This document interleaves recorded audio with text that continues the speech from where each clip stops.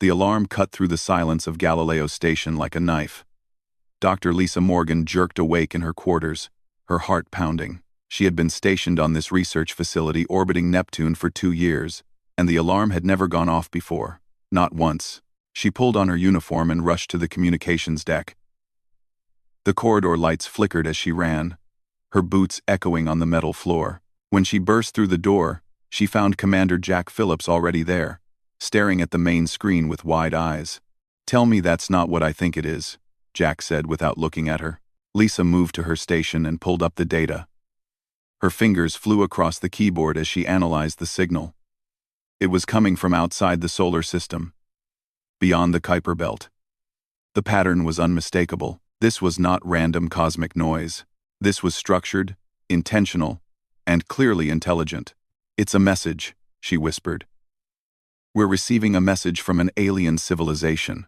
Jack grabbed the edge of the console. "How long until you can decode it?" Quote. Lisa was already working on it. The signal used mathematical constants as a foundation, prime numbers arranged in a specific pattern. It was designed to be understood by any species with basic math skills. Whoever sent this wanted to be heard. 3 hours later, Lisa had the translation. Her hands shook as she read it. Jack stood behind her, reading over her shoulder. Neither of them spoke for a long moment. The message was simple and terrifying. The Krelith Empire had detected Earth. They knew about humanity. They knew about Earth's location, its population, its level of technology, and they were coming. Humanity had 72 hours to surrender unconditionally or face complete destruction. Jack immediately contacted Earth. The signal took 4 hours to reach home, another 4 hours for a response. During that time, Lisa continued analyzing the message. The Krelith had included data about themselves, probably to demonstrate their superiority. What Lisa saw made her stomach turn. The Krelith Empire consisted of 12 different alien species, all united under one banner. Their technology was thousands of years ahead of humanity. Their warships could travel faster than light. Their weapons could destroy entire planets. Their shields could deflect any attack humanity could throw at them. The data included images of their fleet. Lisa stared at the holographic displays with growing horror. The ships were enormous. Some of them 5 kilometers long. They looked like floating cities, bristling with weapons, and wrapped in shimmering energy fields. Compared to these vessels, Earth's finest warships looked like toys. When the response from Earth finally came, President Kate Sullivan appeared on the screen. Her face was calm, but Lisa could see the fear in her eyes. Kate had been president for only 6 months. No one had expected her first major crisis to be an alien invasion. "We're holding an emergency meeting," Kate said. "Every nation's leaders, every military commander, every scientist who might have an answer. Commander Phillips, Dr. Morgan, I need you to send us everything you have on these Krelith." Lisa transmitted all the data. Then she and Jack waited. There was nothing else they could do. Neptune was too far from Earth to help in any meaningful way. They were observers, watching as humanity faced its greatest threat. On Earth, the meeting lasted 18 hours. General Ryan Cooper, head of the Unified Earth Defense Forces, argued for immediate diplomacy. He believed that any species capable of faster-than-light travel might be reasoned with. Maybe they could negotiate, offer something valuable in exchange for peace. But Dr. Ben Martinez had a different perspective. Ben was the director of the Terra Defense Initiative, a classified program that most people did not even know existed. He had been preparing for this possibility for decades. When he stood up to speak, the entire room fell silent. "We always knew this day might come," Ben said. "We've been watching the stars, listening for signals, hoping we weren't alone. But we also knew that first contact might not be friendly. That's why we started the initiative 30 years ago." Kate leaned forward. "What exactly does the initiative do, Dr. Martinez?" Ben pulled up a holographic display. It showed the solar system, with small markers scattered throughout. Mars had hundreds of these markers. So did Venus, the asteroid belt, and the space between Earth and the Moon. "We've been preparing a defense," Ben said. "But not the kind anyone expected." He explained the basics. Humanity could not match the Krellith in direct combat. Earth's missiles would be destroyed before they reached enemy ships. Earth's railguns would bounce off their shields. Conventional warfare was impossible against such advanced technology. But humanity had discovered something unique, something the Krellith had never encountered. And Ben had spent 3 decades turning that discovery into a weapon. Back on Galileo Station, Lisa received new orders. She was to monitor the Krellith fleet and report any changes. The wait was agonizing. She knew the aliens were coming, but she did not know when they would arrive or what would happen when they did. Jack tried to keep the station running normally, but everyone knew nothing was normal anymore. The crew of 43 scientists and engineers moved through their duties like ghosts, all of them watching the long-range sensors, waiting for the first sign of the enemy. 60 hours after the initial message, the sensors detected something. Lisa's hands flew across her console, confirming what she already knew in her gut. The Krellith fleet had entered the solar system. They appeared near Mars, dropping out of faster-than-light travel in perfect formation. 300 warships arranged in rows, their shields already active, their weapons already powered up. Lisa counted them twice, hoping she had made a mistake, but the number did not change. 300 ships. Earth had 47 vessels in its entire defense fleet. The odds were not just bad, they were impossible. The Krellith flagship began broadcasting on all frequencies. Lisa translated the message in real time, though part of her wished she could not understand it. The alien commander introduced himself as High Admiral Zarnketh, Supreme Commander of the Krellith military forces. Zarnketh's message was not a negotiation, it was a mockery. The holographic image showed a massive reptilian creature, easily 3 meters tall, covered in crystalline armor plates that seemed to grow from his skin. His eyes glowed with an internal light, and when he spoke, his voice rumbled like thunder. "Primitive humans," Zarnketh said, and Lisa could hear the laughter in his voice. "We have studied your world. We know everything about you. Your chemical rockets, your kinetic weapons, your simple computers. You are children playing with sticks while we wield the power of stars." The Admiral gestured to something off-screen, and the image changed. It showed Earth's defense fleet, gathered near the moon. Lisa recognized some of the ships. She had friends serving on them. The Krellith had already mapped every human vessel, cataloged every weapon, assessed every threat. The Krellith fleet hung in space like a swarm of metal predators. Captain Dan Foster stood on the bridge of the human defense frigate Liberty, watching the alien ships through the view screen. His vessel orbited the moon, along with the rest of Earth's pathetic excuse for a navy. 47 ships against 300. The math was brutal. "Captain, we're receiving another transmission from the flagship," said Lieutenant Kelly Barnes from her station. She was young, barely 25, and this was supposed to be a routine patrol mission. Now she was staring down an alien armada. "Put it on screen," Dan said. High Admiral Zarnketh appeared again, but this time he was not alone. The bridge of his flagship was visible behind him, a massive chamber filled with alien crew members from different species. Some were insectoid, others looked like living stone, and a few seemed to be made of pure energy contained in force fields. The diversity of the Krellith Empire was on full display. "Humans of Earth," Zarnketh began, and this time his tone was different. Before, he had been merely dismissive. Now he sounded amused, like a teacher explaining simple concepts to particularly slow students. "We have given you time to consider our generous offer, but perhaps you do not understand your situation. Allow us to demonstrate." End quote. The transmission switched to an external view. One of the smaller Krellith frigates, a vessel still twice the size of the Liberty, moved away from the main fleet. Its weapons array began to glow with a sickly green light. Dan grabbed his console. "All ships, go to full alert. Barnes, track that frigate." "Already on it, sir," Kelly said, her voice tight. "They're targeting something in high Earth orbit." Dan pulled up the navigation data and felt his blood run cold. The International Space Station. It had been abandoned 15 years ago when the newer orbital platforms came online, but it was still up there, a relic of humanity's first steps into space, empty, harmless, and about to be destroyed. The Krelith frigate fired. A beam of green energy lanced across space, moving so fast that human sensors barely registered it. The beam struck the old station dead center. For a moment, nothing happened.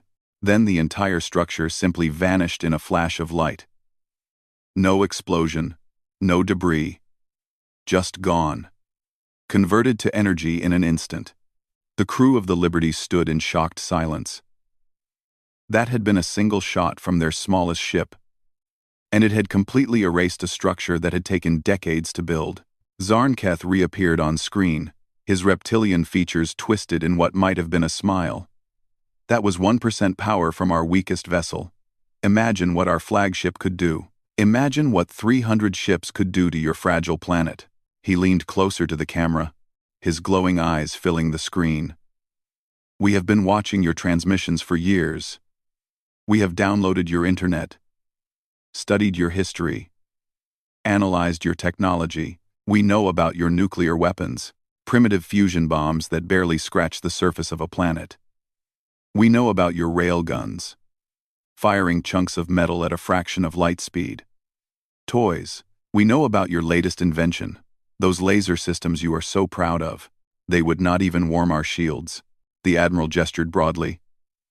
You call yourselves a spacefaring species, but you still use chemical rockets. You cannot even travel to your nearest star. Your fastest ships would take thousands of years to reach Alpha Centauri. We crossed that distance in 3 days. Another alien appeared next to Zarnketh, this one looking like a floating jellyfish made of crystal. It spoke in a high-pitched voice that the translation system rendered into English. The human species shows minimal technological development, the creature said, clearly reading from some kind of report. They have only recently achieved fusion power. Their artificial intelligence is rudimentary. Their genetic engineering is banned by their own laws. Their understanding of quantum mechanics is theoretical at best. Classification: pre-contact primitive civilization, suitable for labor caste assignment. Zarnketh nodded. You see? You have been evaluated. You have been judged. And you have been found wanting. But the Empire is merciful. Surrender now, and your species will survive. You will work for us, serve us, and in time, you may even be allowed to join the Empire as junior members. Your children's children might one day walk among the stars as citizens rather than slaves. He paused, letting the words sink in. Or you can refuse. You can fight. And we will erase every trace of your existence from this galaxy. Your cities will burn. Your oceans will boil. Your moon will be shattered into dust. And in 1,000 years, no one will remember that humanity ever existed. The transmission ended. Dan stood motionless, his mind racing. Around him, the bridge crew looked shell-shocked. Kelly had tears running down her face. His weapons officer, Lieutenant Paul Drake, was gripping his console so hard his knuckles had turned white. Sir, Paul said quietly, do we have any orders from Earth? Dan checked his command display. There was a message from Fleet Headquarters, encoded and marked highest priority. He opened it and read quickly. Then he read it again, because he could not believe what he was seeing. All ships are ordered to maintain current positions, Dan said slowly. No hostile action. No provocative movements. We are to wait for further instructions. Kelly looked at him in disbelief. We're just going to sit here? While they decide whether to blow us all to hell? Those are our orders, Lieutenant, Dan said firmly. But inside, he was screaming the same question. On Earth, President Kate Sullivan sat in the Emergency Command Center buried deep beneath the Rocky Mountains. The room was packed with military leaders, scientists, and government officials from every nation. The air was thick with tension and fear. General Ryan Cooper was arguing for immediate surrender. We cannot win this fight. Look at the numbers. Look at their technology. If we resist, they will kill everyone. At least if we surrender, humanity survives. As slaves, said Dr. Ben Martinez from across the table. Is that really survival? Working in alien mines, Our children raised to serve another species. Our culture erased over generations? Better than extinction, Ryan shot back. Ben stood up. He was a small man, barely 60 years old, with gray hair and tired eyes. But when he spoke, everyone listened. "We have a weapon," Ben said. "I have been trying to tell you this for hours, but you keep talking about surrender. We have a weapon that can stop them." Kate held up her hand for silence. "Dr. Martinez, you have mentioned your Terra Defense Initiative several times. I think it's time you explained exactly what you have been doing for the past 30 years. Ben pulled up a holographic display in the center of the room. It showed a microscopic organism, barely visible even under extreme magnification. The creature looked like a tiny star, with tendrils of light extending from its core. "This is ignitus particulate," Ben said. "We discovered it 50 years ago in the oceans beneath Europa's ice. At first, we thought it was just another extremophile, a microorganism adapted to harsh conditions. But when we brought samples back to Earth and began studying them, we found something remarkable." He changed the display to show a molecular structure. "Ignitus particulates feed on exotic matter." "Do you know what exotic matter is?" Most of the room shook their heads. "Exotic matter is what makes the Krelith technology work," Ben explained. "It's what powers their faster-than-light drives, their energy shields, their artificial gravity. It's matter with negative mass and negative energy. It should not exist according to normal physics, but the Krelith have learned to create it and control it." He smiled grimly. "But they have never encountered ignitus particulates.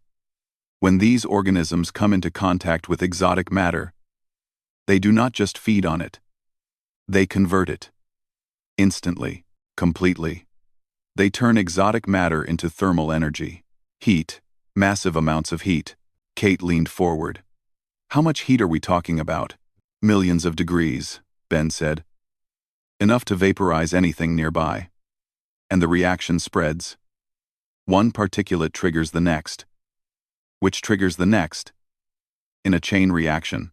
If we could expose the Krelith fleet to ignitus particulates, their own technology would destroy them." General Cooper frowned. "But how do we get the particulates close enough? Their shields would destroy any missile or delivery system long before it reached them." Ben's smile widened. "We do not need to deliver anything, General. We already did. 30 years ago." He changed the display again, showing the solar system. The markers that Kate had seen before now made sense. They were not defensive positions or weapon platforms. "For 3 decades, we have been seeding the entire solar system with ignitus particulates," Ben said. "Every terraforming mission to Mars, every mining operation in the asteroid belt, every research station we built, we were not just exploring, we were weaponizing our home." The room erupted in shocked voices. Kate raised her hand for quiet. "The particulates are dormant in vacuum," Ben continued.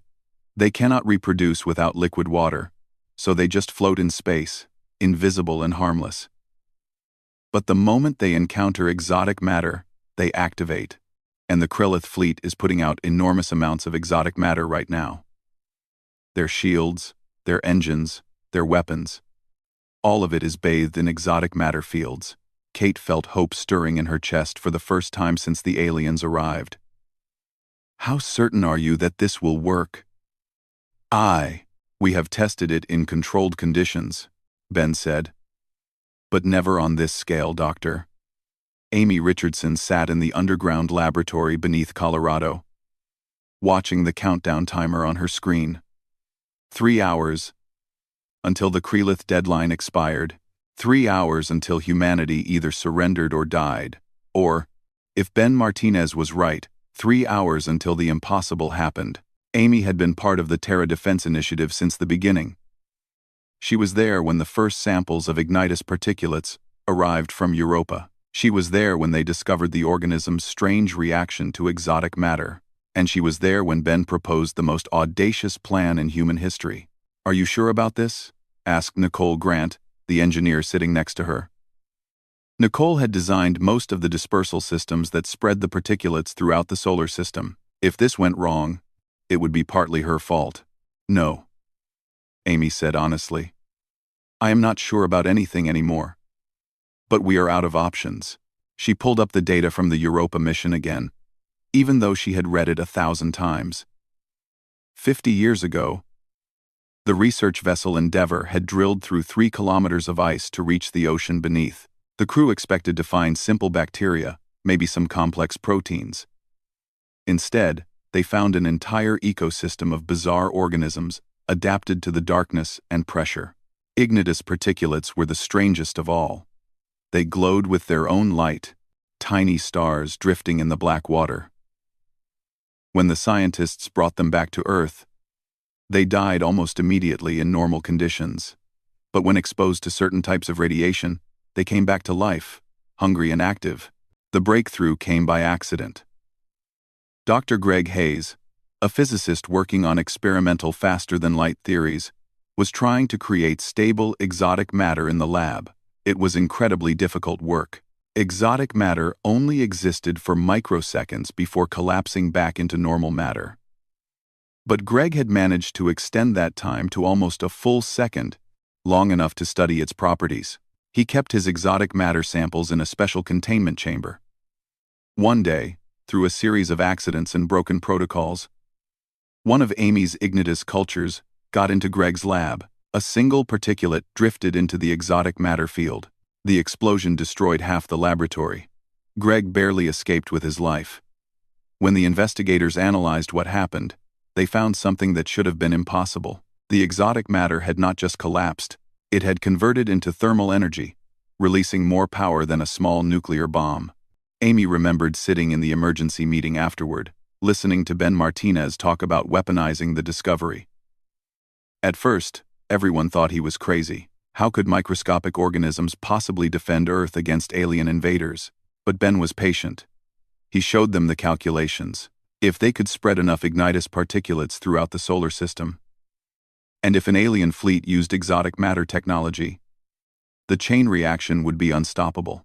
The alien's own power source would become their death sentence. The hard part was the waiting. 30 years of terraforming missions, each one secretly carrying billions of particulates. 30 years of watching the skies, wondering if first contact would be peaceful or hostile. 30 years of keeping the secret from the public, from other nations, from almost everyone. Now the wait was over. Amy's communicator buzzed. It was Ben, calling from the command center, where President Sullivan was making her final decision. Amy, I need you to run the simulation one more time, Ben said. His voice sounded tired and old. The president wants to see the projected casualties. Amy pulled up the simulation program that Nicole had built. It modeled the chain reaction based on different concentrations of particulates and different levels of exotic matter output from the Krelith fleet. The results were not pretty. If we trigger the reaction with the fleet at its current position near Mars, Amy said, reading the data, the thermal bloom will be visible from Earth. Some debris will definitely enter Earth's atmosphere. We will get meteor showers for weeks. But the planet itself should be safe. Should be? Ben asked. The Krelith shields are powerful, Amy explained. When they collapse and convert to heat, we are talking about temperatures hotter than the core of the sun. Some of that energy will radiate outward. Mars will definitely get scorched. Any satellites in the area will be destroyed. But Earth is far enough away that we should only see light and heat, nothing destructive. And if the fleet moves closer before we trigger the reaction? Amy ran the numbers again. If they get inside the orbit of Earth's moon, the thermal radiation could damage our satellites, maybe even cause problems with electronics on the ground. If they get close enough to actually enter Earth's atmosphere before the reaction starts, we would be looking at mass extinctions from the heat pulse. Ben was quiet for a moment. So we need them to attack while they are still near Mars. Yes, Amy said. The farther away, the better. She could hear voices arguing in the background of Ben's call. Then President Sullivan's voice cut through clearly. Dr. Richardson, this is the President. In your professional opinion, will this work? Amy closed her eyes. This was the question she had been dreading. Madam President, the science is sound. We have tested it dozens of times in controlled conditions. Ignitus particulates definitely convert exotic matter into thermal energy. The chain reaction definitely spreads, as long as there is more exotic matter nearby. The Krelith fleet definitely uses exotic matter for everything. But? Kate prompted. But we have never tested it on this scale, Amy admitted. We have never exposed this many particulates to this much exotic matter all at once. The reaction might be faster than we predict. It might be slower. It might even fail to propagate if the particulates are too spread out. I cannot give you a guarantee. Madam President, I can only give you probabilities. What are the probabilities? Amy looked at her data. 85% chance that the reaction will destroy or cripple most of the Krelith fleet. 10% chance that it only damages them, but does not stop them. 5% chance that it fails completely, and we just made them angry for nothing. More silence. Then Kate spoke again, her voice steady. Those are better odds than fighting them conventionally. Thank you, Dr. Richardson. The call ended. Amy sat back in her chair, feeling drained. Nicole put a hand on her shoulder. We did everything we could, Nicole said quietly. Now it's up to the President. On the bridge of the Liberty, Captain Dan Foster received new orders. He read them twice, then looked up at his crew. The President is going to refuse the Krelith ultimatum, Dan said. We are ordered to maintain defensive positions and prepare for possible hostile action. But under no circumstances are we to fire first. Lieutenant Kelly Barnes looked confused. We are just going to let them shoot at us? Apparently, Dan said. He did not understand it either. But orders were orders. Paul Drake was studying his tactical display. Captain, the Krelith fleet is repositioning. They are spreading out, taking up bombardment formation. Dan felt his stomach tighten. The aliens knew what Earth's response would be. They were getting ready to make good on their threat. High Admiral Zarnketh stood on the bridge of his flagship, watching the countdown timer.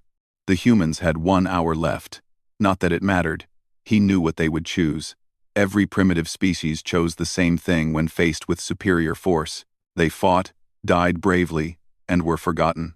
All ships, prepare for planetary bombardment, Zarnketh ordered. Target major population centers first. Show them what defiance costs. His tactical officer, a crystalline being named Shessus Tal, manipulated the holographic controls. Formation optimized for maximum coverage. Admiral, on your command, we can sterilize the entire planet in approximately 4 hours. Zarnketh nodded in satisfaction. 4 hours to erase a civilization. It was almost disappointing how easy this would be. The humans had no exotic matter technology, no energy shields, no faster-than-light capability. They were barely more advanced than the Stone Age tribes the Krelith had encountered on other primitive worlds. Begin charging main weapons, Zarnketh commanded. I want full power. Let the humans see what real technology looks like before they die. Throughout the fleet, 300 warships began drawing power from their exotic matter cores. The shields intensified, glowing brighter as more energy flowed through them. Weapon arrays that could crack planets lit up with barely contained power. On Earth, in her underground bunker, President Kate Sullivan sat at a desk with a microphone in front of her. The camera was live, broadcasting to every screen on the planet and every human vessel in space. 7 billion people watched and waited for her words. Kate looked tired. She had not slept in 36 hours. The weight of the decision she had made showed on her face. But her voice was strong when she spoke. My fellow humans, Kate began. Today we face the greatest challenge in our history. An alien empire has come to our home and demanded our surrender. They have shown us their power. They have mocked our technology. They have given us a choice between slavery and death. She paused, looking directly into the camera. I am here to tell you that we reject both options. We will not bow to tyrants, no matter how powerful they seem. We will not trade our freedom for survival, and we will not go quietly into the darkness. On Galileo Station, Lisa Morgan watched the broadcast with tears in her eyes. She knew what was coming. She had helped analyze the Krelith weapons. She knew what those ships could do to Earth. For 30 years, Kate continued, we have been preparing for this moment. We hoped it would never come. We hoped that first contact would be peaceful. that the universe would welcome us as friends, but we also prepared for the worst. And now that the worst has arrived, we are ready. In orbit around the moon, Dan Foster gripped the armrests of his command chair. His We the Krellith flagship glowed like a small sun as its main weapon charged. 300 warships surrounding it did the same, their exotic matter cores running at maximum output. The shields expanded outward, overlapping with neighboring ships to create an impenetrable wall of energy. In his command chair, High Admiral Zarnketh smiled. This was the moment he lived for, the moment when inferior species learned their place in the universe. All weapons charged to full capacity, Admiral, reported Shesistal from the tactical station. We are ready to commence bombardment. Zarnketh raised one clawed hand. Fire. On the Liberty, Lieutenant Kelly Barnes watched her sensor display with growing horror. The Krellith weapons were powering up, drawing massive amounts of energy from their cores. The readings were off the scale. More power than humanity had ever generated in its entire history. Captain, they are about to fire, Kelly said, her voice shaking. Impact in 30 seconds. Captain Dan Foster gripped his armrests. There was nothing he could do. His missiles would never reach the Krellith fleet. His railguns would bounce off their shields. He could only watch as death approached at the speed of light. All hands, brace for impact, Dan ordered. He thought about his family back on Earth, about his daughter who would be starting college in the fall.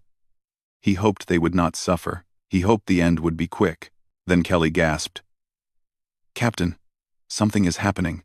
The readings, they are changing. Dan looked at the main screen. The Krellith flagship was glowing brighter, but something was wrong. The light was not the clean green of their weapons. It was white, blindingly white, and it was spreading. In the underground lab, Amy Richardson saw it first. Her sensors, carefully positioned throughout the solar system, detected the spike in thermal radiation. The chain reaction had begun. It's working, she whispered. Then louder, almost shouting, It's working. Ben, it's working. On the Krellith flagship, Shesistal's crystalline body flashed with alarm colors. Admiral, we have a critical malfunction. The exotic matter containment is failing. No, not failing. It is converting. The matter is converting into thermal energy. Zarnketh spun toward him. What? That is impossible. Check your instruments. All instruments show the same data, Admiral. The exotic matter in our shields is converting to heat. Temperature rising. 1 million degrees. 2 million. 3 million. The Admiral's eyes widened. Around him, the bridge crew scrambled to their stations. Alarms blared. Systems began shutting down automatically to prevent overload. Disengage the shields, Zarnketh ordered. Cut power to the exotic matter generators, but it was too late.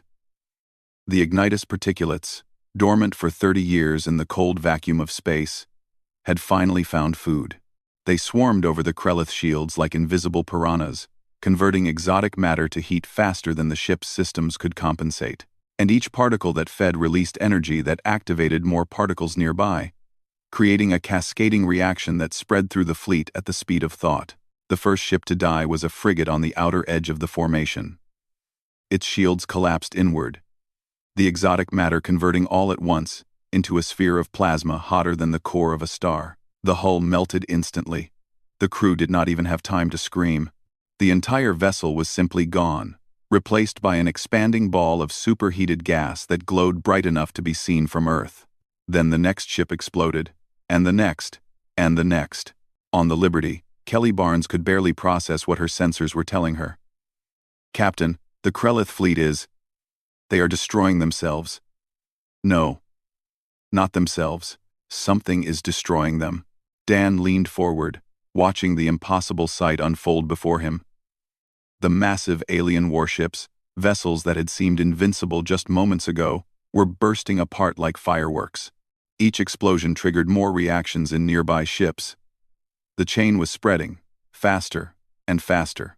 High Admiral Zarnketh realized what was happening a few seconds before his ship died. He understood that humanity had poisoned the space around their world with something that fed on exotic matter. He understood that the more power the Krelith used, the faster they would burn. He understood that he had led 300 ships and 50,000 crew members into a trap from which there was no escape. "Emergency jump to faster than light," he ordered desperately. "Get us away from here."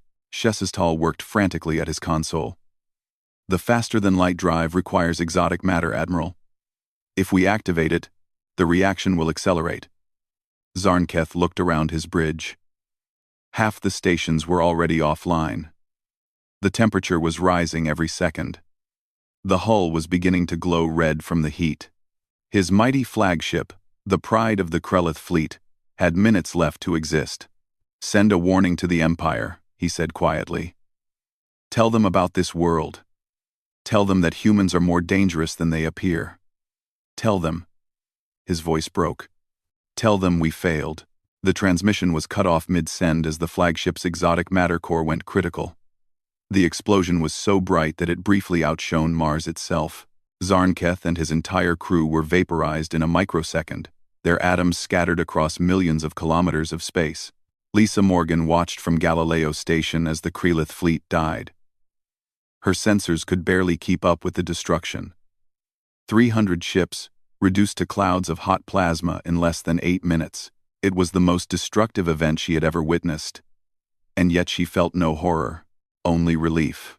"Commander Phillips," she said, her voice shaking with emotion. "The threat is neutralized. The fleet is gone." Jack stood beside her, equally stunned. "All of them?" Lisa checked her readings again. "Not all. I am detecting 3 ships at the edge of the solar system, near the Kuiper Belt. They are retreating at sublight speed. They must have kept their exotic matter cores at minimal power. But the rest, all 297 ships, they are destroyed." On Earth, people poured into the streets. Every screen had shown the battle, broadcast live from military satellites and space stations. They had watched the alien fleet arrive in arrogance and die in fire. They had seen their world saved not by superior weapons or larger ships, but by cleverness and preparation. In the underground command center, President Kate Sullivan sat down for the first time in hours. Around her, military commanders and scientists were cheering, hugging each other, crying with relief. Ben Martinez sat in a corner, his head in his hands, overwhelmed by the magnitude of what had just happened. General Ryan Cooper approached Kate, his face pale. "Madam President, we are getting damage reports. The thermal radiation from the fleet's destruction was significant. We lost 17 satellites. Mars took heavy radiation exposure. Any future colonies there will need extra shielding." Kate nodded. "What about casualties?" "None," Ryan said, and his voice broke slightly. "0 human casualties. We won without losing a single life." Kate allowed herself a moment of pure relief. Then she straightened up. The battle was over. But the war might just be beginning. "What about those 3 ships that escaped?" she asked. Ben looked up. "They are heading out of the solar system. At their current speed, they will reach the edge of Krelith space in about 6 months. They will tell their empire what happened here. And then," Ben stood, walking to the main display. "And then it gets complicated. The Krelith will know that humans have a weapon that can destroy exotic matter technology. That makes us either a valuable ally or a threat that needs to be eliminated." Amy Richardson joined them via video link from her lab. "It is worse than that. Every species in the galaxy uses some form of exotic matter technology. The Krelith are not unique. If word spreads that Earth has a defense against exotic matter, we become the most strategically important planet in known space." Nicole Grant appeared on another screen. "I am already getting messages from our deep space sensors. Unknown ships are changing course toward the solar system.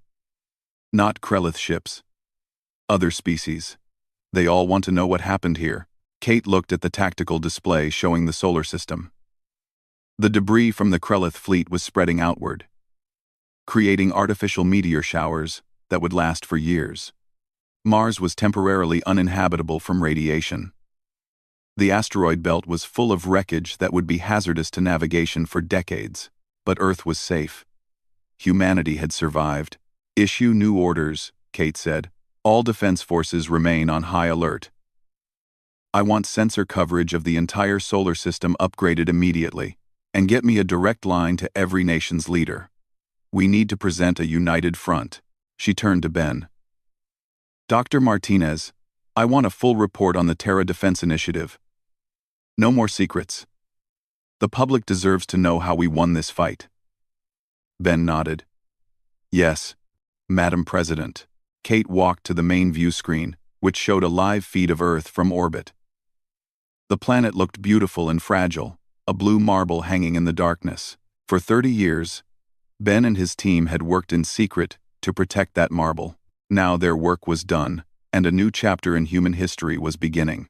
On the Liberty, Dan Foster gave his crew permission to stand down from battle stations. Kelly Barnes was laughing and crying at the same time. Paul Drake was already planning the report he would write about the battle. The rest of the crew moved around the bridge in a daze, unable to fully process what they had witnessed. Captain, Kelly said, wiping her eyes. We just won a fight against an alien empire using invisible space bacteria. Nobody is ever going to believe this, Dan smiled. They will believe it. The whole thing was recorded. Every sensor, every camera, every satellite. This is going to be in history books for 1,000 years. He looked at the debris field where the Krelith fleet had been. In a way, he felt sorry for them. They had come expecting easy prey and found a trap.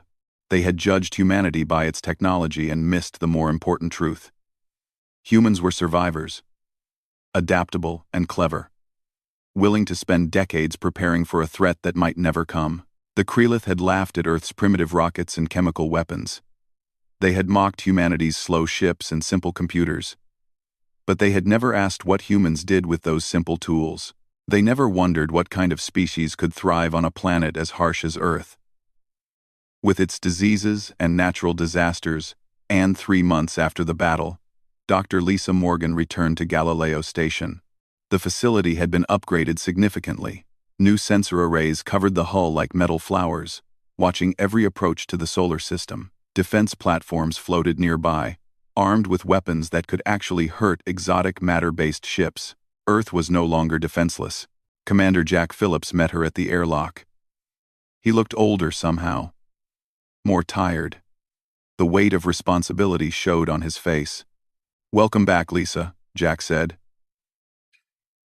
You missed the excitement. We have had 17 different alien species try to contact us in the past month alone. Lisa followed him through the station's corridors. The crew had doubled in size. Scientists, military personnel, and diplomats now worked side by side. Galileo Station was no longer just a research facility. It was humanity's first line of defense and first point of contact with the galaxy. 17 species? Lisa asked. All friendly? Jack shrugged. Define friendly. Some want to trade. Some want to study our defense system. Some want us to share the ignitus particulates with them. And some, he paused. Some want us destroyed before we become too powerful. He led her to the main operations center. The room was filled with displays showing different parts of the solar system. Lisa could see the debris field near Mars, still glowing faintly from residual heat. The asteroid belt was marked with hazard warnings, and at the edge of the Kuiper belt, several unknown ships maintained a careful distance. Who are they? Lisa asked, pointing to the unknown contacts. Observers, said Lieutenant Paul Drake, who had been transferred from the Liberty to serve as intelligence officer. We think they are from at least 4 different species. They are watching us, learning about us, trying to figure out if we are a threat or an opportunity. Lisa sat down at her old workstation. The translation programs she had written were running constantly now, decoding messages from dozens of different languages. Most of the messages were similar. They wanted to know about the weapon that destroyed the Krelith fleet. They wanted to know if humans would use it again. They wanted to know if Earth was accepting diplomatic relations. On Earth, President Kate Sullivan faced a very different set of challenges. The public now knew about the Terra Defense Initiative, about the 30 years of secret preparation, about the ignitus particulates. Some people were angry that such a dangerous weapon had been developed without their knowledge. Others were grateful that someone had thought ahead. Kate stood before the United Nations, which had transformed into something new. The Planetary Council, as it was now called, included representatives from every nation and every major corporation involved in space development. The old divisions between countries seemed less important now that humanity faced a galaxy full of unknown neighbors. "We cannot hide anymore," Kate told the assembly. "The Krelith attack and our defense have announced our presence to every species within 100 light-years. We have two choices.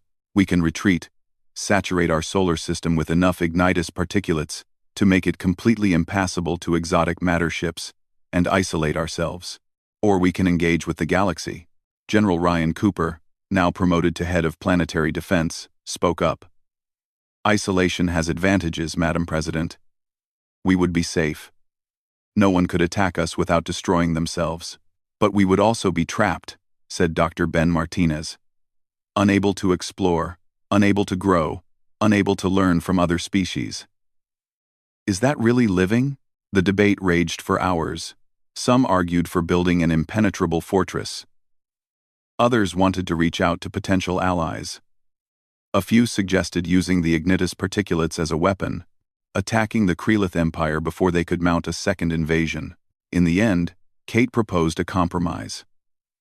Earth would offer controlled access to ignitus particulates, but only to species that proved themselves peaceful. Humanity would become a balancing force in the galaxy, preventing any one empire from dominating through exotic matter superiority. Dr. Amy Richardson was put in charge of the program. She worked with Nicole Grant to design secure facilities where ignitus particulates could be produced and distributed under strict oversight. The particulates would be sold, not given away. Earth would profit from its unique resource, while simultaneously preventing abuse. "We are basically selling weapons," Nicole said during one of their planning sessions. "That makes me uncomfortable." "And have God?" Amy nodded. "Me too. But we are selling defense, not offense. These particulates only activate in the presence of exotic matter. They cannot be used to attack a planet or a civilian population. They only threaten ships and technology that use exotic matter." "And what if someone figures out how to weaponize them differently?" Nicole asked. "Then we stop selling to them," Amy said simply. "We control the supply. That gives us leverage." Captain Dan Foster, promoted to admiral after the battle, took command of humanity's first true deep space fleet. The new ships were different from the old ones. They used fusion drives instead of chemical rockets, railguns instead of missiles, and armor instead of energy shields. They looked primitive compared to exotic matter ships. But they had one crucial advantage. They were immune to humanity's own weapon. Dan stood on the bridge of his new flagship, the Endeavour, named after the vessel that first discovered ignitus particulates. The ship was a monster, 2 kilometers long and bristling with weapons. It could not travel faster than light, but it could accelerate to a significant fraction of light speed, and it could fight in any environment, even spaces saturated with particulates. "Admiral, we have an incoming transmission," said Lieutenant Kelly Barnes, now his communications officer. "It is from the Valesh Confederacy." Dan had been expecting this. The Valesh were a coalition of smaller species who had suffered under Krelith oppression for centuries. They had been the first to contact Earth after the battle, and their message had been simple. They wanted help. The transmission showed a Valesh diplomat, a slender being that looked almost human except for the silver skin and large eyes. The creature spoke through a translation device. "Admiral Foster, I am Ambassador Selena of the Valesh Confederacy. We wish to discuss a formal alliance with Earth. The Krelith Empire is weakened but not defeated. They will return, and when they do, we need to stand together." Dan considered his response carefully. An alliance with the Valesh would mean protection, trade opportunities, and access to their technology. But it would also mean taking sides in conflicts that humanity did not fully understand. "Ambassador Selena, Earth is interested in peaceful relations with all species, Dan said diplomatically. But we need to know more about the political situation in this region of space before we commit to any military alliances. Selena's expression did not change, but Dan thought he detected disappointment. We understand, Admiral, but know this. The Krelith see humans as a threat now, not as prey. They will not rest until your world is destroyed or subjugated. You will need allies whether you want them or not. The transmission ended. Kelly looked at Dan with concern. Do you think she is right? Will the Krelith come back? Dan stared at the view screen showing the distant stars. Eventually, yes, but next time we will be ready, and next time, we will not be alone. Back at Galileo Station, Lisa Morgan made a discovery that changed everything. She had been analyzing the data from the 3 Krelith ships that escaped. Their faster-than-light drives left a unique signature in space-time, a sort of echo that her sensors could detect even weeks later. Jack, you need to see this, Lisa said urgently. Commander Phillips hurried to her station. What is it? Lisa pulled up a 3-dimensional map of the galaxy. Lines of light crisscrossed the space, showing faster-than-light travel routes. These are all the faster-than-light jumps we have detected in the past 3 months. Not just the escaping Krelith ships, other species too. She zoomed in on the solar system. Most of them are staying at a safe distance, just watching us. But look at this cluster. She highlighted a group of signatures near the Oort cloud. These ships are not observing. They are positioning themselves, setting up some kind of blockade. Jack felt cold. Who are they? I do not know yet, Lisa admitted. But they are using Krelith technology. Either they are Krelith ships, or they are allies of the Empire. Jack immediately contacted Earth. Within an hour, President Kate Sullivan convened an emergency meeting. Ben Martinez, Amy Richardson, General Cooper, and Admiral Foster all joined via secure link. How many ships are we talking about? Kate asked. At least 50, Lisa reported. Maybe more. They are spread out in a wide formation, covering all the main approach routes to the solar system. Ben studied the data. They are not attacking. If they wanted to attack, they would have done it already. This is a containment strategy. They are trying to isolate us. Why? Kate asked. Because we are dangerous, Amy said quietly. Think about it from their perspective. Humanity just destroyed the most powerful fleet in the region using a weapon that makes all exotic matter technology useless. We are the equivalent of a medieval kingdom that suddenly invented nuclear weapons. We have changed the balance of power in the entire galaxy. Admiral Foster leaned forward. So what do we do? If they are not attacking, maybe we should try to negotiate. Or maybe we should show them that we cannot be contained, General Cooper said grimly. Send the Endeavor out there with a full load of particulate missiles. See how quickly they back off when they realize we can reach them. Kate held up a hand. No threats. Not yet. But we do need to break this blockade. We cannot allow ourselves to be prisoners in our own solar system. Ben had an idea. What if we offer them what they want? Information. A demonstration. Show them that ignitus particulates only work against exotic matter. Show them that conventional ships are safe. Take away their fear. Kate considered this. Ambassador Foster, take the Endeavor to the edge of the blockade. Do not fire. Do not threaten. Just talk. Let them see our ship, our technology. Show them we are not monsters. 2 weeks later, Admiral Dan Foster guided the Endeavor toward the nearest blockade ship. The alien vessel was massive, easily twice the size of his flagship. It bristled with weapons and glowed with the telltale shimmer of exotic matter shields. Open a channel, Dan ordered. Kelly worked her console. Channel open, sir. They are receiving. Dan took a breath. This is Admiral Dan Foster of Earth, commanding the vessel Endeavor. We come in peace and wish to establish diplomatic contact. There was a long pause. Then a response came through. The translator rendered it into English, but Dan could hear the suspicion in the original voice. This is Commander Trell of the Krellith Border Fleet. You are ordered to retreat to your inner system immediately. This space is now under Krellith quarantine. Dan smiled grimly. I am afraid we cannot accept that, Commander. This is our solar system. We have every right to travel freely within it. You have developed a weapon of mass destruction, Trell responded. Until we can verify that you will not use it offensively, you will remain contained. Then let us verify it, Dan said. Send a small ship, unarmed if you prefer. We will demonstrate that our defense only activates in response to exotic matter fields. Your conventional ships are perfectly safe. Another long pause. Dan could imagine the debate happening on the Krellith ship. Finally, Trell responded, we will consider your proposal. But know this, human. The Empire has not forgotten what you did to High Admiral Zarnketh and his fleet. Justice will be served. One way or another. The channel closed.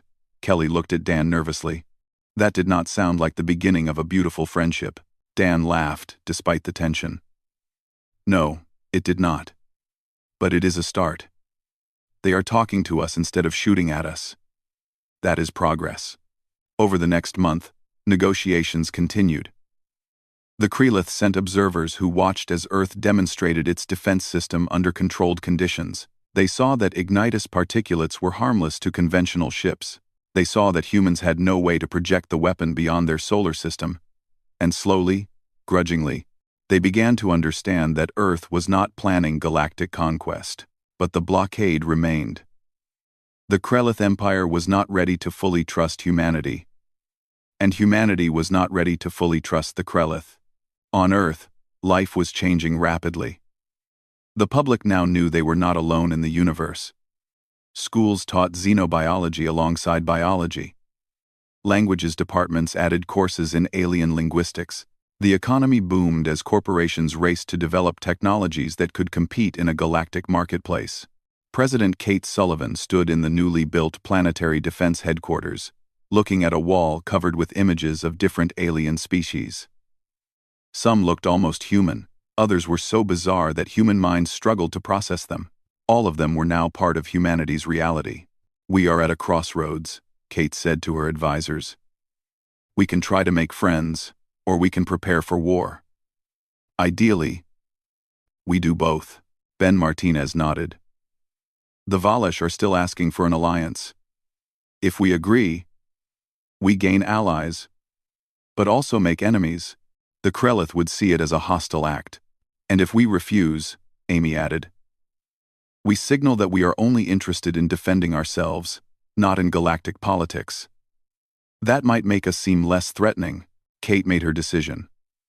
Contact the Valesh. Tell them we are willing to discuss a defensive pact. Not a military alliance. We will help them defend their worlds if attacked, but we will not participate in offensive operations. And in exchange, they share their technology and knowledge with us. It was a compromise, but compromise was how humanity had always survived. By being flexible, adaptable, and clever. By finding solutions that others missed, high above Earth, in the orbital ring that was under construction, workers assembled the first of humanity's new generation of space stations. These would not be small research facilities like Galileo. They would be massive structures, capable of housing millions of people and serving as hubs for trade, diplomacy, and defense. Dr. Lisa Morgan watched the construction from her quarters on Galileo Station. In her hand, she held a small container with a single ignitus particulate floating in nutrient solution. The tiny organism glowed softly, unaware that it had changed the course of human history. Thank you, little one, Lisa whispered. You saved us all. Outside the window, the stars shone bright and cold. Somewhere out there, the Krellith Empire was rebuilding its fleet, planning its next move. Other species watched and waited, trying to determine if humans were potential allies or future threats. But humanity was no longer the frightened primitive species that cowered before superior technology. Earth had proven itself capable of defending its home. And now, slowly but surely, humans were reaching out to the stars not as victims or supplicants, but as equals. The species that was laughed at for its primitive rockets and chemical weapons had become one of the most important powers in the galaxy, not through conquest, not through superior technology, but through preparation, ingenuity, and the simple truth that sometimes the best weapon is the one your enemy never sees coming. Earth's fire had turned an empire to ash, and now that same fire would light humanity's path to the stars. Predators. They never realized that humans were dangerous not because of what they built, but because of how they thought. In the cold vacuum of space, the last particles of the Krellith flagship scattered into the solar wind. High Admiral Zarnketh's warning transmission, interrupted mid-send, was picked up by automated relay stations on the edge of the system. The message was corrupted, incomplete, but the essential information got through. Earth was defended by something that destroyed exotic matter. Approach with extreme caution. The message propagated outward at faster-than-light speed, carried by Krellith communication networks. Within days, it would reach the Empire's home worlds.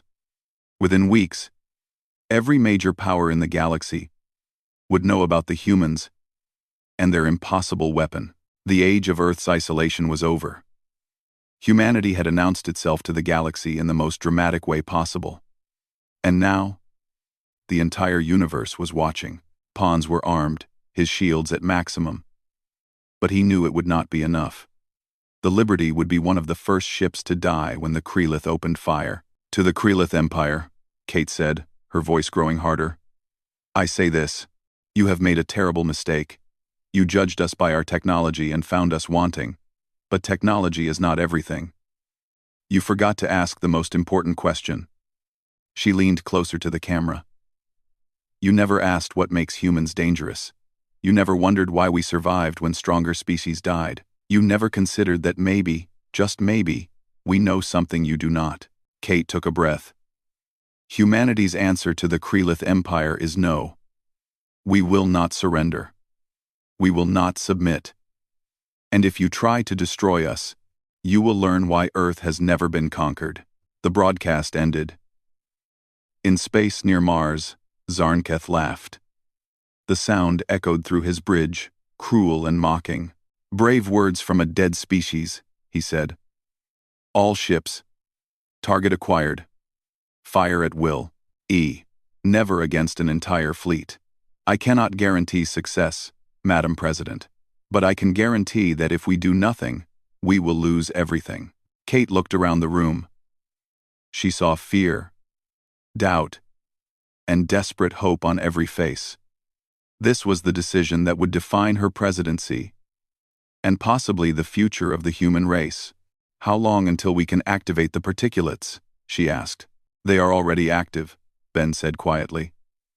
The moment the Krellith ships entered the inner solar system, they started encountering our particulates. But the reaction needs a trigger, a concentration of exotic matter large enough to start the chain reaction.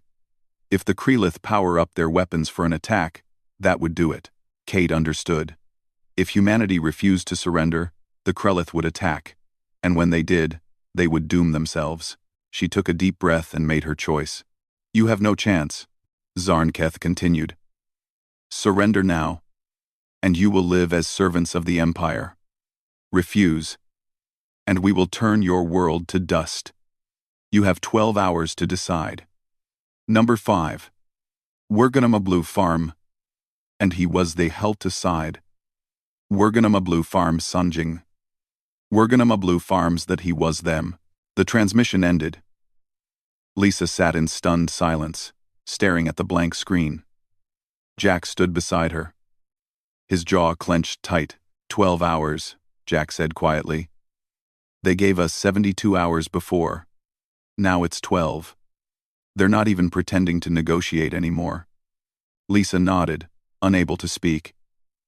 She thought about Earth, about the 7 billion people living their lives, unaware that in 12 hours their world might end. She thought about her family in California, her parents who had always been so proud of her work in space. Then she thought about Dr. Martinez and his secret project. Whatever humanity had prepared, it would have to be enough. Because there was no other option left.